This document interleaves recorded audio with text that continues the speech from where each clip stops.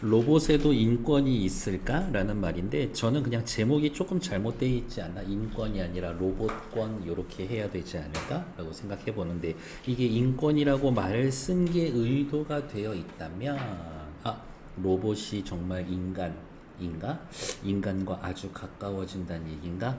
로봇과 인간을 구분할 수 없다는 얘기인가? 뭐 그렇게 얘기가 흘러갈 수도 있겠지. 옆에 살펴보러 갑시다. 제재 연구. 글의 종류는 논설문이고요. 괄호 열고 주장을 통한 설득이 목적인 글이지. 그러니까 우리는 글쓴이가 주장하는 게 무엇인지, 그에 대한 근거가 무엇인지 구별할 수 있어야 한다. 시험 문제 진짜 단순하게 나올 수 있습니다. 주장이랑 근거에 밑줄 그어놓고 구분하세요 라고. 설명문인데 뭔가 설명해 주는 게 있나 봐요. 그거를 이해를 도와주기 위해서 예를 들어주겠지. 그리고 결국엔 논설문이니까 설득적일 수밖에 없을 것이다. 제재는 인간과 로봇의 관계에 대해서 이야기하고요. 주제는 언제나 중요해서의 별표 해놓지만, 로봇에게 인간 인권을 부여할 것인가 말 것인가, 그 문제가 제기하는 새로운 철학적 과제, 과연 인간은 로봇을 어떻게 받아들일 건가, 그걸 먼저 생각해라 이거지. 인간 존재 성찰의 필요성. 인간도 신의 의도에 의해서 만들어졌는데 신의 의도대로 살고 있지 않다. 그러면 인간이 만든 인공지능 로봇도 인간 의도대로 흘러가지 않을 텐데 그때는 어떻게 할 건데? 그런 거에 대해서 진지하게 미리 생각해 두라. 특징, 친숙한 동화, 피노키오 이야기 할 거예요. 제페토 할아버지가 피노키오 만들었을 때 그것을 예를 들어서 철학적 주제에 쉽게 접근합니다.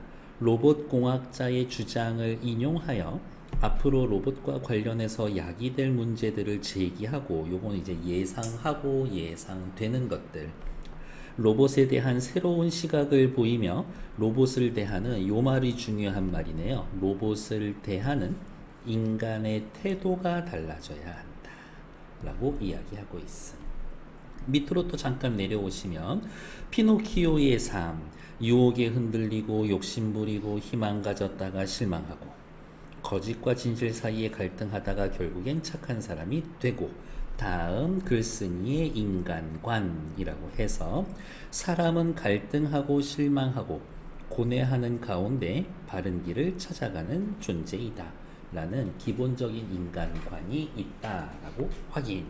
자, 이제 또 본문으로 돌아와서 확인하도록 할게요. 피노키오의 모범. 어머, 이 글은 이러한 식으로 소제목을 활용하고 있구나. 소제목을 활용해서 독자의 흥미를 유도하고 관심을 유도하고 앞으로 나올 이 글이 내용이 뭐인지 예상하게 만들어준다. 옛날 옛적에 나무 토막이 하나 있었어요. 이렇게 시작하는 카를로 콜로디의 피노키오의 모험은 어린이 신문에 연재된 글을 모아 1883년에 출간한 겁니다. 피노키오의 모범, 요 책을 소개해 줄 거구나. 이 작품은 나무로 만들어진 피노키오가 거짓말을 하면 코가 늘어나는 벌을 받지만 착한 일을 많이 해서 진짜 사람이 된다는 도덕적 교훈을 담고 있는 동화로 알려져 있습니다. 처음에는 피노키오 모험에 대한 일반적인 해석. 파주에 가면 피노키오 박물관이 있죠? 밑으로 내려갈게요. 그 출판단지 있는데, 인공생명의 철학. 그러면은 이거네. 이 글쓴이는 무슨 얘기하고 싶은 거야? 피노키오 모험을 통해서, 동화책을 통해서 인공생명에 대한 이야기를 하고 싶어 한다라고 확인하면 되겠지.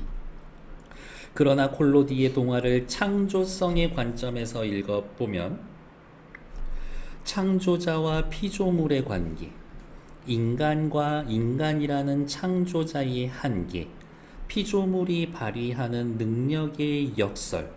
너는 그냥 예쁘게만 잘 다니고 학교만 가면 된단다라고 해놨는데 자기 의지대로 학교 가다가 놀러 다니고 그러잖아. 인간을 닮아가는 피조물의 의미. 피노키오는 자꾸 사람이 되고 싶어 해요. 난 왜 쟤네랑 다르지? 고민도 하고. 그래서 다시 요 밑에 부분은 중요합니다. 체크할 거예요. 그러나 콜로디의 동화를 창조성의 관점에서 보면 창조자와 피조물, 제페토와 피노키오의 관계, 인간이라는 창조자의 한계, 목수 제페토의 한계, 피조물, 피노키오가 발휘하는 능력의 역설, 피노키오 의지가 있어. 인간을 닮아가는 피조물, 인간이 되어가는 피노키오 등의 의미를 포착할 수가 있다. 과연 인간은 무엇이고 인간의 피조물은 무엇이고 인간이 피조물을 만든다면 그 인간이 할 수 있는 일은 뭔가? 좀 더 구체적으로 이 작품이 인공지능과 로봇공학의 미래를 은유하고 있다고 해석할 수가 있다. 이거는 글쓴이의 생각인 거니까 빨간색으로 체크. 인공지능과 로봇공학의 미래를 은유하고 있다. 그러므로 피노키오 이야기는 21세기 매우 중요한 철학적 과제와 깊은 연관이 있다. 그것은 무엇이다? 다시 빨간색. 인공생명의 철학. 피노키오 이야기를 단순히 동화로 생각하면 안 돼. 인공생명에 관련된 철학을 고민해 봐야 돼. 밑으로 내려오죠. 매사추세츠 공과대학 인공지능연구소 소장 로드니 브룩스는 이 아저씨가 한 말을 뭐 할 거예요? 인용할 거예요. 어서 오세요. 수 있을 겁니다. 로봇공학의 가장 본질적인 특징으로 체크. 로봇이 빠르게 인간을 닮아간다. 진짜 어느 순간 되면 인간과 로봇을 구분하지 못하는 순간이 올 수 있다. 다시 말해서 했던 얘기 또 하고 있죠. 부연. 로봇의 진화는 인간 되기를 목표로 삼는다라는 것이다. 로봇이 인간을 빠르게 닮아간다. 똑같은 말. 로봇의 진화는 인간 되기를 목표로 삼는다. 둘이 같은 뜻. 이것은 로봇공학과 뗄 수 없는 것이 곧 인간학이라는 것이다. 나는 로봇공학에 대해서 연구하고 탐구해 볼게. 여기만. 그게 안 된다는 거지. 인간학. 이것도 같이 다루어 주어야 한다. 이는 곧 로봇에게 인간적 위상과 인간적 권리를 얼마만큼 인정해야 하는가라는 문제를 이야기한다.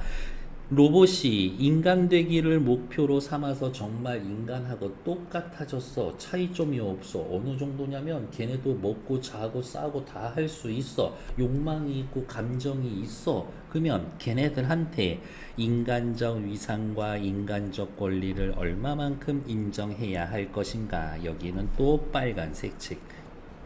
이게 문제가 된다라는 거지.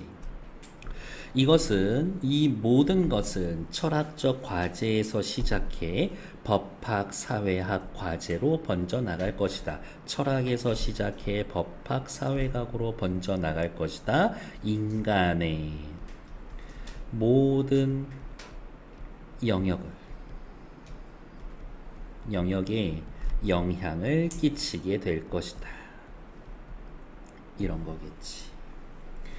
인공생명의 철학은 이 문제를 풀지 않고선 21세기로 넘어갈 수가 없다. 뭐 걔네들이 진짜 인간처럼 되면 그때 얘기하죠. 이미 그때는 늦어. 피노키오도 빠르게 사람을 닮아간다. 제페토 할아버지가 몸을 다 만들기도 전에 장난을 치기 시작하더니 장난을 친다. 창조주의 의도가 아니었던 행동을 한다. 다리가 완성되자마자 집을 뛰쳐나가서 말썽을 부린다. 의지를 가지고 있다. 창조자의 통제를 벗어난다. 누가? 피조물이. 사실은 신이 만든 인간도 그렇잖아요. 이거죠. 세상에 유혹에 이끌리기도 하지만 유혹을 뿌리치려고 노력하기도 합니다. 유혹에 끌리기도 합니다라는 건 인간이 지니고 있는 감정을 가지고 있어. 유혹을 뿌리치려고 노력하기도 합니다 라면서 의지도 가지고 있어. 나 그 유혹에 빠져서 그 유혹을 실천해보고 싶은데 라고 하면서 인간적인 고뇌도 함께 하고 있어. 자유를 만끽할 만큼 자유의 역설 또한 뼈저리게 경험합니다. 파란색 다른 색으로 체크. 자유의 역설. 자유의 역설 뭔데요? 옆에 나와 있죠. 피노키오가 자유를 누리는 만큼 역설적으로 특정한 상황에 구속된다라는 겁니다. 자유를 누리는 만큼 그것 때문에 구속된다. 자유를 마음껏 누리기 위해 다리가 완성돼서 집을 뛰쳐나가지만 여러 유혹에 끌려 몸을 상하기도 하고 실수를 저지르게 됩니다. 하고 싶은 대로 그 마음에 이끌려서 했더니 오히려 더 못하는 게 생기더라. 욕심이 지나쳐 자기 몸을 상하게 하기도 하고 많은 실수를 저지르고 후회하고 보통 사람들처럼 희망의 기만만큼이나 희망 잘 될 거야 잘 될 거야 누가 희망을 주는데 그 희망이 잘 이루어지지를 않아. 고뇌의 결실 또한 체험합니다. 무엇보다 늘었다 줄었다 하는 자신의 코처럼 거짓과 진실 사이에서 가능합니다. 그러면서도 앞에 거에 빨간색이었기 때문에 여기도 빨간색이지. 언젠가는 인간과 똑같이 되리라는 열망을 버리지 않는다. 이거 뭐였었어? 로봇공학의 목표지. 로봇공학의 목표인 거예요. 옆에다가 체크. 로봇 공학이 목표지. 인간과 똑같아지는 것, 인간과 닮아가는 것. 결국 피노키오는 꼭두각시가 아니라 진짜 어린이가 되었어요 라는 작가의 말처럼 결국은 사람이 된다. 근데 어떤 어린이? 착한 어린이가 됩니다. 그래서 피조물인 피노키오의 조물주인 제페토도 이루 말할 수 없이 행복해집니다. 과연 우리가 우리를 만든 신을 기쁘게 해줄 수 있는가? 이거인 거지. 인간이 만든 로봇이 인간을 기쁘게만 해줄 수 있는가? 이게 문제죠. 피노키오 모험에 대한 글쓴이의 해석.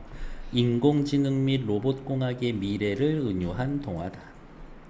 인공생명의 철학, 로봇의 목표는 인간 되기인데 그렇기 때문에 만약에 정말 인간이 된 로봇에게 인간적 위상과 권리를 어떻게 인정해야 할 것인가 라는 문제를 이야기하고 아까 말한 것처럼 그때 가서 생각하면 되죠. 아니 그때 가서 생각하면 늦어. 왜? 이 문제는 이미 로봇공학적, 철학, 사회적, 경제적으로 다 얽혀있기 때문에 준비해 놔야 돼. 다음 페이지. 동화 속 피노키오의 이야기는 매우 행복한 결말에 이른다. 그러나 우리의 미래도 그럴까? 질문. 모든 미래 세대와 동등한 권리로 살아갈지도 모르는 인공생명들이 모두 착한 로봇일까? 질문. 어떤 사람들은 모두 착한 로봇으로 만들면 되지 라고 반박할지도 모른다. 근데 이거지. 우리의 미래도 행복할까? 우리가 만든 로봇이 모두 착한 로봇일까? 이 글쓴이는 아닐 수도 있어 라고 생각하고 있는 거지. 실제로 일본의 유명한 로봇 과학자인 시게노 히로세는 이 아저씨가 한 말을 또 뭐 할 거예요? 인용할 거예요. 큰 따옴표 없이 간접 인용이긴 하지만 지능을 갖도록 설계된 로봇이라면 그 어떤 로봇도 도덕적 존재가 될 수 있다라고 주장한다. 그러면 요거지. 시게오 히로세 씨가 이야기하는 도덕적 존재의 조건은 뭐야? 지능이야. 지능이 있으면 도덕적 존재가 될 수 있다고. 지능 요렇게 화살표. 도덕적 존재 요쪽으로 화살표. 무엇보다도 로봇은 생물학적 생존을 위해 투쟁할 필요가 없으므로 먹고 자지 않아도 괜찮아. 로봇을 이기적이지 않게 만들 수가 있다. 이기적이다라는 거는 무슨 말이에요? 로봇을 이기적으로 만든다. 로봇이 이기적이다. 로봇이 자신을 위해 행동한다. 로봇이 자신을 위해 행동한다. 자신의 이익을 위해서 행동하지 않게 만들 수 있다. 예의 바르고 똑똑하고 심지어 성인 같은 로봇도 만들 수 있다고 주장합니다. 온갖 악플에도 마음 상처받지 않는 그런 로봇이 나올 수 있다라는 거지. 이것은 인간을 해치지 않을 로봇을 염두에 둔 것이다. 인간을 해치지 않는 게 로봇의 가장 기본 조건이래. 인간을 해치지 않는 로봇. 로봇은 인간 중심적 사고가 반영되어 있는 겁니다. 이처럼 로봇이 이기적이거나 인간으로부터 완전히 독립된 존재가 될까 염려, 걱정하는 것은 니들 걱정은 결국 인간을 위한 로봇이라는 개념이 존재하기 때문입니다. 요 말은 외워두시는 게 좋겠네요. 인간을 위한 로봇. 인간에게 위해를 가하지 않는다. 인간이 통제할 수 있다. 근데도 역설적이지만 사실 로봇공학이 제일 발달해 있는 분야는 군사 분야죠. 옆에 오른쪽으로 와서 살펴볼게요. 얘도 외우셔야지. 착한 로봇. 인간 중심 관점. 인간에게 위해를 가하지 않는다. 그리고 우리 밑에다가 하나 더 쓸 수 있죠. and 뭐라고? 인간이 통제할 수 있다. 인간이 통제 가능하다 라고 할 수가 있겠지. 밑으로 내려와서 옆에 좀 이따가 다시 볼게요. 모든 창조 행위에는 조물주의 통제에서 벗어나는 묘한 자유의 영역이 있다. 조물주의 통제에서 벗어나면 어때? 기분이 짜릿짜릿하지. 통제에서 벗어나면 자유로움을 느낄 수가 있죠. 스키장에서 선으로 로프로 그어놓고 넘어가시면 안 돼요 라고 해놨는데 넘어가면 오 신나는 코스가 펼쳐져 있다고. 이렇게 이는 조물주 신화를 담고 있는 종교의 창세기에서도 알 수가 있다. 교회 다니지 않으셔도 알 수 있잖아요. 너 저거 먹으면 안 돼 라고 하는데 뱀의 유혹에 넘어가서 내려먹고 쫓겨나고 이렇게 되지. 우리는 조물주인 신의 명령을 거역한 최초 인간의 자유행위와 그 결과로 낙원에서 쫓겨져 나간 이야기를 잘 알고 있다. 조물주 신, 인간, 조물주, 인간, 조물주가 만든 인간, 인간이 만든 로봇. 요렇게 비유적으로 되어 있는 것 확인. 하물며 인간이란 창조자가 야 너도 네 만든 사람 말 안 들으면서 네가 누구 보고 말 들으라 그러면 걔가 말 듣겠니? 이거죠. 인간이라는 창조자가 자신의 피조물을 완벽히 통제할 수 있던 생각은 공허한 희망일 것이다. 즉 글쓴이의 로봇과 세상엔 착한 로봇, 착한 로봇 존재하기 힘들어. 이거겠네. 착한 로봇이 존재하기는 어려워. 이 이야기를 하고 있는 거겠네요. 인공노예. 그렇다면 미래에는 인공생명과의 관계를 통제가 아니라 통제가 아니라 라고 이야기하는 이유는 뭐예요? 이거 아무리 봐도 불가능할 것 같거든. 불가능할 것 같거든. 자율과 평등의 원칙으로 해결해 나가야 하지 않을까? 빨간색 체크. 자율과 평등. 통제가 아니라 글쓴이 생각인 거예요. 자율과 통제. 로봇에게 인권을과 같은 구호가 일상의 현실인 시대가 머지않아 올지 모른다. 로봇이라는 말은 원래 강제 노동을 뜻하는 체코어 로보타에서 유래했습니다. 너무 뜬금없지 않냐? 체코어가 그 어원이라는 게 일단 로봇의 어원. 이 명칭은 1920년대 초 카렐 차페크의 연극 로썸의 만능 로봇에서 처음 쓰였는데 이 작품은 로봇이 노동자를 대체하는 미래 사회를 그리고 있다. 로썸의 공장은 인간 대신 천하고 힘든 일을 할 인공노예를 생산하고 있는 것이다. 로봇이 처음 나올 당시에 로봇은 인공노예였다고. 인공노예. 어떤 일을 해? 힘든 일을 해.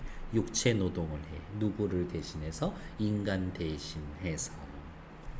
하지만 오늘날 로봇들은 이미 단순한 공장 노동자 이상의 역할을 합니다. 사람처럼 생겨야만 로봇은 아니에요. 자동차 공장에 있는 이 팔만 달려있는 걔네들도 로봇이야. 따지면. 청소 로봇, 가정부 로봇처럼 주로 인간이 하는 노동을 대신하는 로봇도 있지만 인간의 동반자 역할을 하는 로봇 또한 인공지능 발명 계획의 목록에서 날로 늘어나고 있다. 집에서 그 전기 먹는 강아지들 있잖아요. 막 짖으면서. 애완동물은 이미 상용화되어 있고 간병인 로봇, 가정교사 로봇, 배우 로봇 등도 개발 중입니다. 다시 말해서 부연. 오늘날 인공 로봇 공학은 밑줄 그을까요? 인공 로봇 공학은 노예나 단순 노동자보다 삶의 동반자 역할을 강조하는 로봇을 개발하려는 경향을 보인다. 그러니까 더더욱 사람과 닮아가겠지. 옆으로 가서 정리된 거 잠깐 보러 갈게요. 도덕적 로봇의 조건 체크할까? 지능이 있어야지. 여기 보세요. 지능이 있어야 도덕적 존재가 될 수 있다라고 했으니까. 다음, 이기적이지 않아야 합니다. 자기 자신이 아니라 자기 자신의 이익을 위해서 행동하면 안 돼. 인간을 해치지 않아야 한다. 다음, 인간으로부터 완전히 독립하지 않는다. 즉, 인간이 통제한다. 인간이 통제한다. 도덕적 존재에 대한 시게오 히로세의 생각을 엿볼 수가 있습니다. 창세기에서 저는 요 말이 더 중요하다고 봅니다. 유추라는 내용 전개 방식 쓰여져 있어. 창세기 여기 있죠. 요만큼 요 문단 나오면 여기에 쓰여져 있는 내용 전개 방식이랑 똑같은 거 찾기. 그러면 유추 찾으면 된다. 얘네가 요렇게 했던 것처럼 쟤네도 요렇게 할 거예요 라는 것들. 창세기 신이 인간을 창조했고 인간이 신의 명령을 거부했습니다. 신. 과학자가 로봇을 만들었습니다. 신, 과학자. 신이 인간을 만들었다. 과학자가 로봇을 만들었다. 요렇게 유추지. 인간은 명령을 거부한다. 로봇도 통제, 명령에서 통제에서 벗어날 수 있다. 밑으로 내려와서 로봇의 어원과 의미를 찾아 써보자. 오케이. 다음 페이지. 로드니 브룩스는 언젠가 로봇이 인간과 같은 정도의 지능과 의식을 갖게 될 거라고 믿고 있습니다. 이것이 현실이 될 때 이것의 내용을 찾으세요 하면 언젠가 로봇이 인간과 같은 정도의 지능과 의식을 갖게 되는 것. 그것이 현실이 될 때 인간을 위해 이들 로봇을 인공노예나 대체 노동자로 부리는 것은 비윤리적인 일이 될 거라고 말을 했다. 정말 생긴 게 행동하고 감정까지 느끼는 애들을 진짜 저 위험한 탄광 같은 데다가 밀어넣어놓고 바다에 가서 시추선 대신에 손으로 파라고, 물론 그럴 일은 없겠지만 이러한 것들, 그건 비윤리적인 것이 될 것이다. 우리가 우리의 창조물을 노예 취급해서는 안 된다라는 것이다. 옆에 나와 있는 것들, 오늘날 로봇의 역할은 이렇게만 체크하시면 되죠. 오늘날 로봇의 역할은 인간 삶의 동반자 역할 하는 걸로 바뀌고 있다. 밑으로 내려오죠. 착한 로봇에 대한 것들 옆에 전부 다 찾았지. 그러면 여기는 빨간색. 글쓴이는 로봇에 대해서 어떻게 생각합니까? 인간은 로봇을 완벽히 통제할 수가 없다. 그러니까 노예로만 부릴 것이 아니라 자율과 평등의 원칙으로 관계를 해결해 나가야 할 것이다. 괜찮니?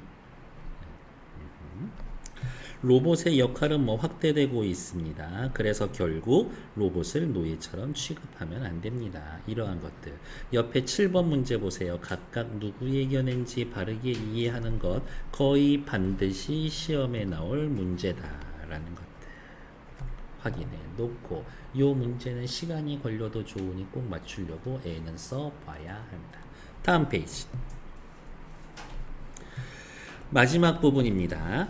타자를 어떻게 대할 것인가? 타자면 남이죠. 여기에서는 뭐 인간과 다른 고유의 생명체로서의 인공생명, 타자, 쉽게 이야기하면 로봇, 로봇을 이제 어떻게 대할 것인가? 한편 굳이 인간을 닮은 로봇이 이상적인 것은 아니라고 주장하는 로봇 공학자들도 있습니다. 그렇지. 야, 로봇이 꼭 인간 닮을 필요는 없어. 그간에 인간의 삶에 도움만 주면 되니까 저기 미국에서의 개발 중인 군사 로봇 같은 경우에는 네 발 짐승인데 머리는 없어.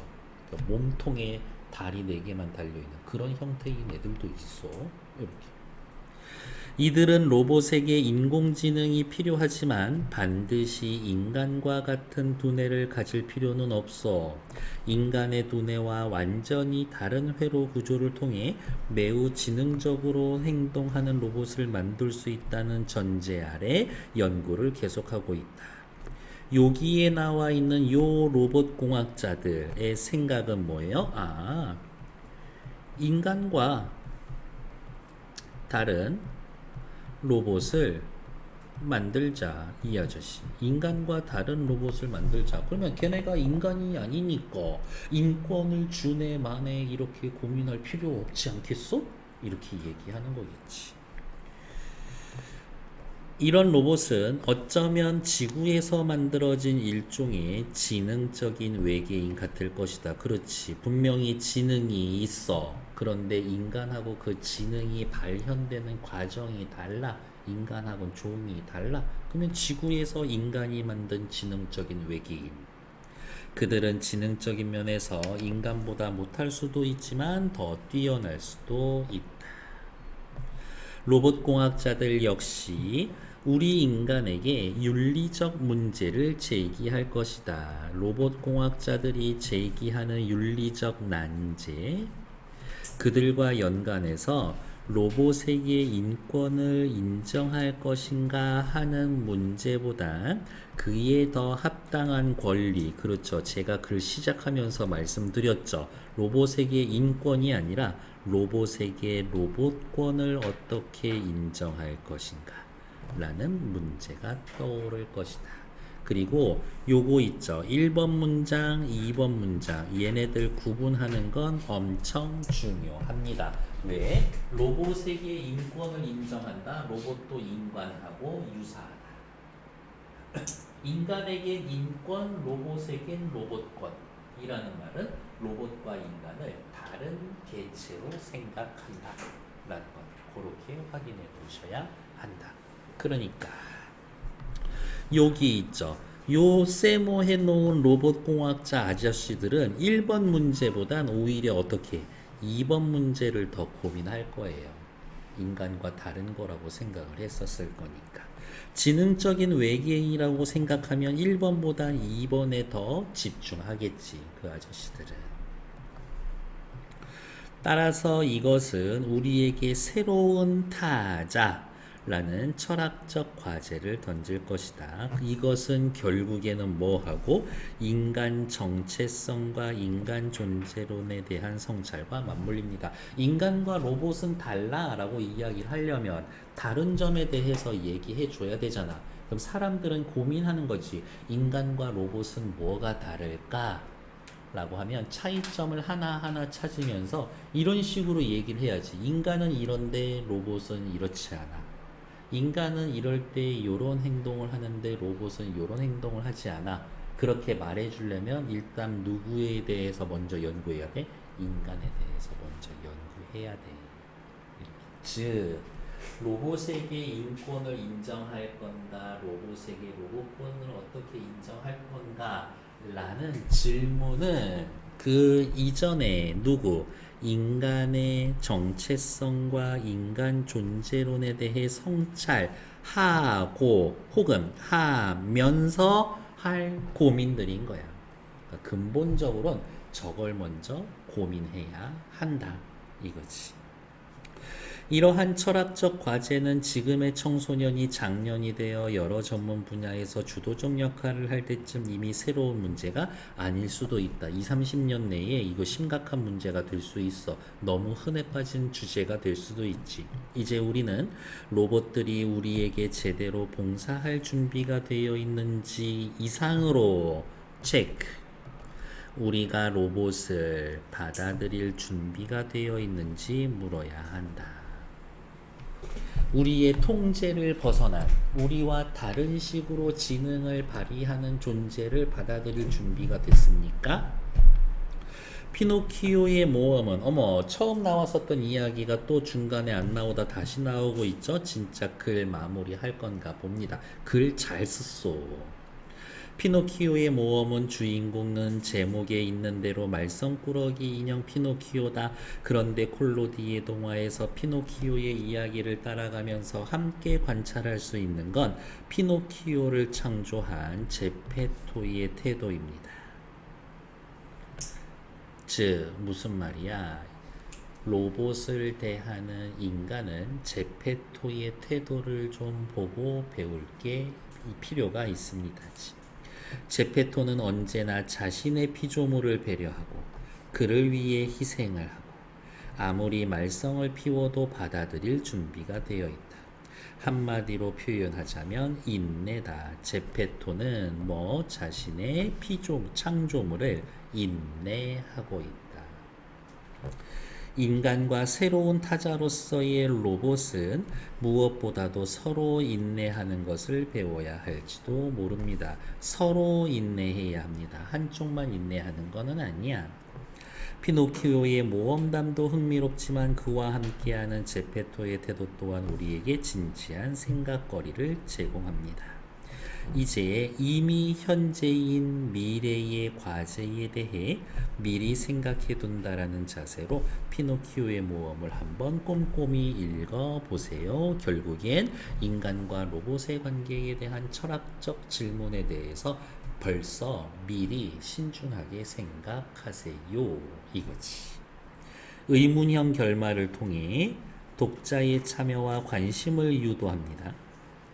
로봇공학의 발전에 따른 인간과 인공생명의 관계에 대해서 진지하게 고민해 보라고 당부하고 있다. 생각해 미리 이건 거죠. 연기 로봇은 한참 있어야 나오겠지? 연기하는 거? 그치? 아니, 또 생각보다 금방 나올 수도 있어. 그럼 너무 무서운데? 어서 오세요. 새로운 타자, 인간 되기를 넘어서 인간과는 완전히 다른 고유의 특성을 지니는 로봇. 일단 용어는 체크해 두셔야지. 그러니까 얘 인간이야? 아니야. 그러니까 인권을 적용시켜? 아니야. 로봇권을 적용시켜주지. 전혀 다른 새로운 존재가 있다고? 근데 걔가 지능이 있어? 지능이 있으면 도덕적 존재라고 그랬는데? 라고 하면서 로봇과 다른 인간의 정체성과 존재론에 대해 성찰이 필요하게 되었다. 쟤네랑 우리랑 다른 거 이야기해 주려면 우리가 우리에 대해서 먼저 잘 알아야 되지 않나? 얘기. 로봇으로 인해 생겨날 새로운 철학적 문제는 로봇에게 인권을 줄 것인가를 넘어 로봇에게 로봇권을 어떻게 인정할 것인가. 새로운 타자에 대한 철학적 과제 이런 거겠죠. 밑에 제페토의 태도 체크 한 단어에다가만 표시하면 되죠. 인내. 그러니까 우리도 로봇에게 인내를 보여주자. 우리도 인내하는 태도를 보여주자. 어쨌든 제페토랑 피노키오랑 같이 살잖아요. 공생을 위해 필요하다. 이러한 인내의 태도가 됐으니까. 다음 페이지. 새로운 타자로서 새로운 타자 이렇게 확인할게요. 그리고 위에다 간단히 씁시다. 뭐라고? 이렇게 인간하고 똑같지 않은 지능적인 외계인. 그러니까 얘네들한테는 인권이 아니라 로봇만의 로봇권의 문제가 제기될 수가 있습니다. 그래서 로봇권을 과연 어떻게 주지? 누구를 로봇이라고 정의할까? 인간과의 차이점이 뭐라고 생각해야 될까? 새로운 타자와 어떻게 살아갈 건가? 인간만의 정체성은 뭔가에 대해서 미리미리 고민하시고 그러한 존재를 대하는 우리의 태도, 배려와 인내심, 그러한 로봇과의 관계에 대한 진지한 성찰이 필요하다라고 얘기하고 있어요. 다음 페이지. 자, 본문 다 끝났고 학습활동 보러 갈게요. 여기 가, 요거 슬, 만듦, 그렇게만 써놓으면 엄청 쉽지. 조물주가 인간을 만듦, 제페토가 피노키오를 만듦, 인간이 로봇을 만듦. 이렇게 생각하면 되니까 어려울 게 없지. 밑으로 내려갈게요. 로봇의 역할은 어떻게 변합니까? 체크만 합시다. 인공노예 단순한 노동자에서 삶의 동반자 역할로 바뀌어가고 있다라고. 하긴 살아있는 동물도 말 더럽게 안 듣는데 얘네들이 우리 인간 말 듣는다라는 그 보장이 없지. 이렇게 간식 줄 때나 와가지고 그냥 머리 부비면서 꼬리로 살랑살랑 내 다리나 치고 있지. 다른 때는 불러도 쳐다도 안 보고 말이야. 인공생명에 대한 로봇 과학자 시게오 히로세의 생각입니다. 인공생명에 대해 이제 살살살살 외울 때 됐습니다. 시게오 히로세 씨는 어디가 있어? 모든 창조에는 시게오 히로세 씨 이름 더럽게 어렵네. 지능만 있으면 도덕적 존재가 될 수 있다. 로봇은 이기적이지 않고 예의 바르고 똑똑하고 성인과 같은 성품을 지닐 수 있을 것이다. 그러나 글쓴이는 이게 중요하죠. 뭐라 그랬어요? 조물주의 통제 벗어나는 영역이 있다. 인간의 통제에서 벗어나 이기적으로 행동하거나 완전히 독립적인 존재가 될 수도 있다 라고 확인하고 있습니다. 그래서 둘이 좀 생각이 다르다. 다음 페이지. 인공생명의 철학이란 무엇입니까? 인공생명의 철학, 인공생명에 대해서만 이야기하는 게 아니라 결국은 인간이란 무엇인가에 대한 철학적 문제, 법학적, 사회학적인 과제로까지 확장이 될 거다. 이렇게. 그리고 이거에 대해서 직접적으로 얘기하면 요거긴 하죠. 로봇에게 인간적 위상과 인간적 권리를 얼마만큼 인정할 것인가. 다음 2번. 글쓴이가 인공생명에 대해 어떻게 생각하고 있습니까? 말 안 들어. 안 들을 가능성이 엄청 농후해. 그러니까 통제가 아닌 자율과 평등. 인간은 인내하는 자세를 갖춰줘야 한다. 자신의 생각은 쭉 한번 써보시면 되겠고요. 정말 이렇게 스치듯 지나가면서 봤을 때 저거 로봇이네 라고 구분이 안 되는 단계가 온다면 그때는 좀 같이 살자 라는 식으로 흘러가야 될 것 같아요. 이렇게 제 생각은 그렇습니다. 이렇게 나 죽기 전에 그런 시절은 안 오겠지. 다음 페이지. 인공지능이 등장하면서 새롭게 생긴 문제를 다룬 글입니다. 됐어. 요거는 일단 패스. 만약에 시험범위에 들어간다라고 하면 다시 확인할 거고요. 오케이. 일단 정치.